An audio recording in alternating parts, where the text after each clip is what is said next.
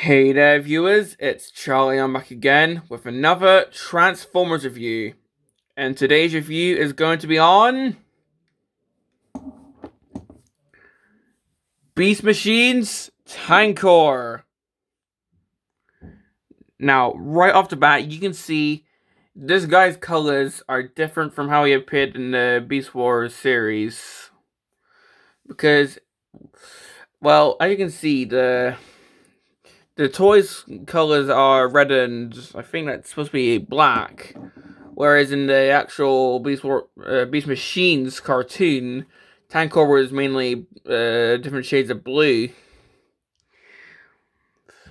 I think this was because in the Beast Wars cartoon, Tankor's model was based on the tank drone toy, which I don't have.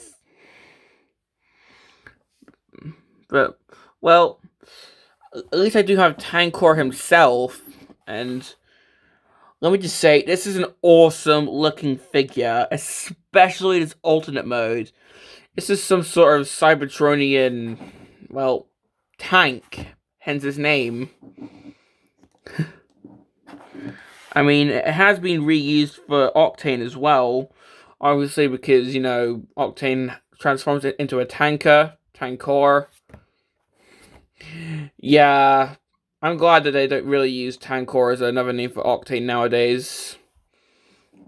Because when I think of Tankor, I think of this guy. But let's have a look at the actual figure. This guy is not a Predacon, but is instead a Viacon. But he's still meant to be one of the villains of the Beast Machines series. On the side here, we got this little hatch that opens. And that reveals a spark crystal with the Viacon symbol. Well, if you can see that. There we go. Got this entire thing that looks like Tankor's head in the Beast Wars series. Even, not Beast Wars, Beast Machines series. Even though this isn't actually his robot head. Here we have the turrets. With a missile here. And this missile does fire. And that missed my hand entirely.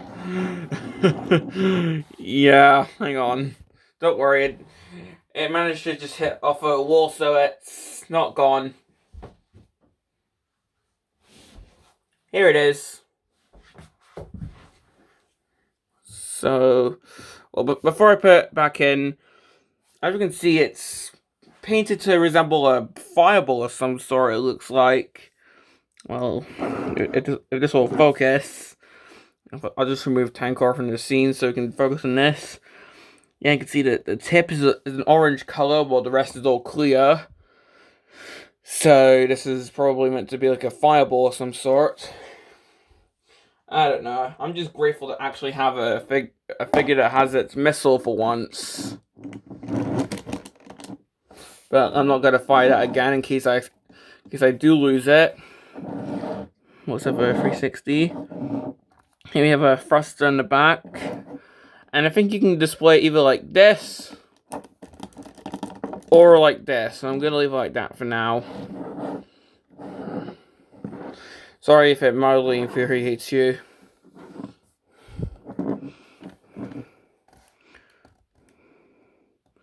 Here we have the front with these little patterns. I don't know if these mean anything.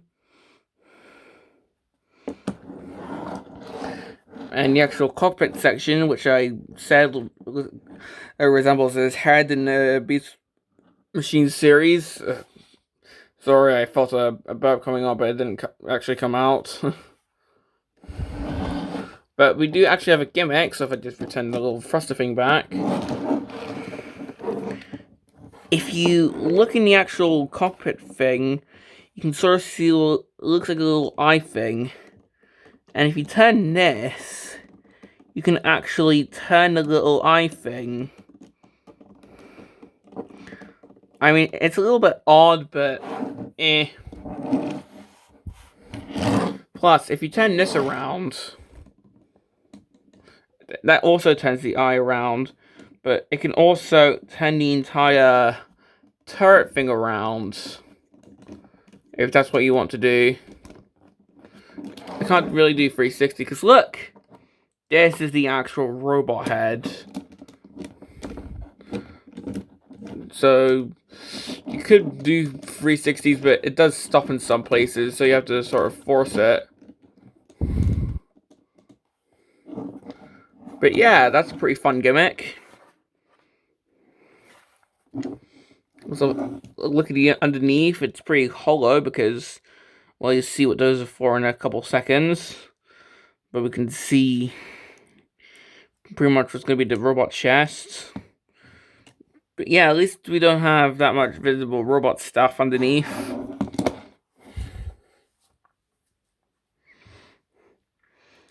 That's pretty much it for this mode, but before we get onto the robot mode, there is a little secondary mode. Oop, I accidentally hit that. If I take these little sections and have them open up like so, then if I take these bits and flip them around like so, there we go. Here we have these little buzz saws in here. So I guess if he catches Maximal, like say we have a small Maximal here, Tankor can just, well, it's not really gonna. A cool gimmick is, if you roll the figure along, it actually spins the buzzsaws. So if there's a Maximal there, he can sort of capture them and, I guess, grind them up.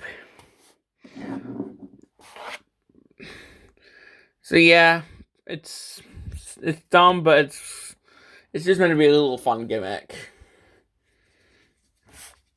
So let's get on with the actual robot mode, eh? If I can actually stand my camera. So to actually do this, let's take these sections, untab them, and flip them around. These are going to be his legs. And also untap this. So just try and get the legs sorted out. There we go. Turn the waist around. Take these sections and, well, if you saw that, we're supposed to split the front section around. Keep the turret section facing downwards, while keeping the head section facing forwards, if you can see that. Have it so the face is facing forwards, like so, while the turret section is still facing down, like so. Take the actual thruster section and move that up, so it can lock this section in place.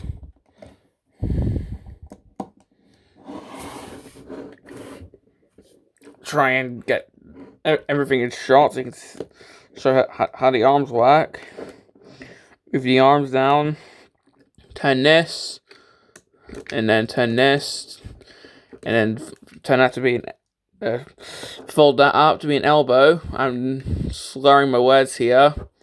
Like, you can see it on the screen, so I don't really need to explain, but you can open that up to be a claw. And if we just do the same here, this becomes the other arm. And that's pretty much it, but what I like to do as well, take the entire turret section, fold it around to form a shoulder cannon. And if I can just straighten out for a gimmick, which I'll show later on. This can be easier said than done. Hang on. Okay, and after sorting out what will be another gimmick, which I'll show later on. Here we have Tankor and robot mode. And yeah, this is a cool looking robot mode, especially with the shoulder cannon here. So if we just have a 360, we still have this on the back, pretty much facing the ground.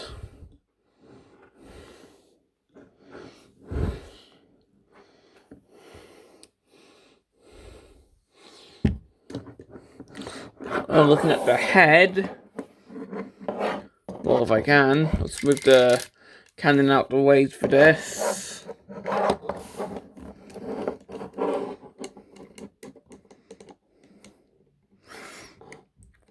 As you can see, this head is, well, it's similar to Shockwave's head because he only has one eye.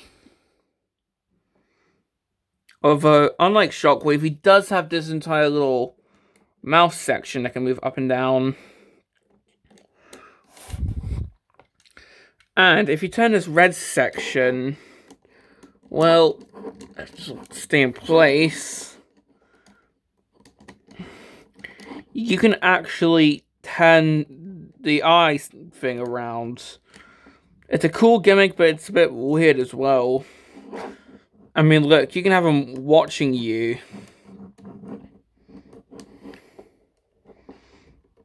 So yeah, you can actually turn the eye section around, which is really creepy.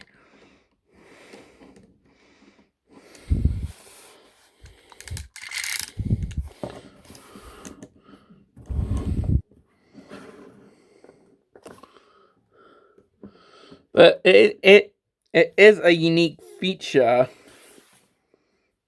I can't think of many other Transformers figures that have movable eyes like that.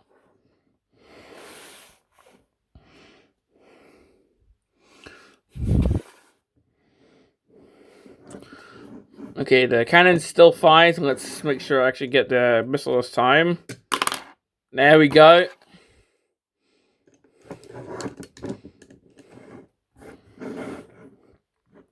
Now, for this figure's articulation, the head can turn, although I have to be a bit careful to not activate the actual spinning gimmick. Or the spinning eye gimmick. There we go, just trying to straighten that. Arms can, of course, move. Although they're a bit tight. Technically, he could T-pose if this wasn't in the way, so let's try and give that a shot.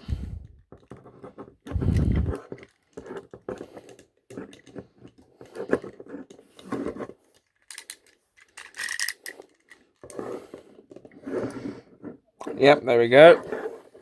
And why not? Let's make him do the splits as well, so he can do the splits.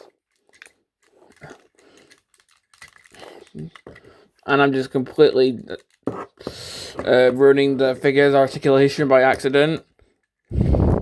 Yeah, that's the complaint. Sometimes bits can move that you don't want to move, like the head gimmick from the vehicle mode. The arms can easily untab. And the legs can be a bit loose. Those are all complaints. But with the legs, they can move forward, they can move back. He's got knees, and this bit can untab if you want to give him like a little ab crunch. Although really just untabs to annoy you if you're trying to pose him. Oh yeah, and he does have a bit of waist articulation, I suppose. But really, that's all of his articulation. That and the hands, because they can open and close.